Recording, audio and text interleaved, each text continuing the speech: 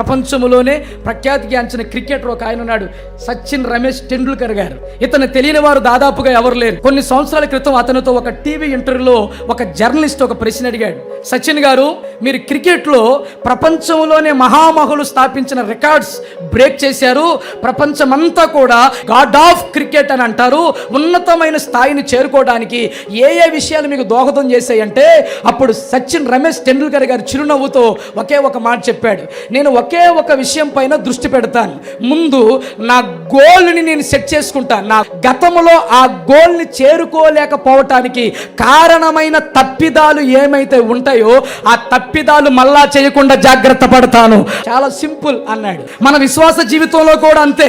విశ్వాస జీవితంలో పడి లేవటాలు ఒడిదుడుకులు సహజమే. అయితే ఒకసారి తప్పిదమును మళ్ళా చేయకుండా మనం జాగ్రత్త పడుతూ ఉంటే క్రీస్తునకు కలిగిన సంపూర్ణత మనము కూడా కలిగి ఉంటాం.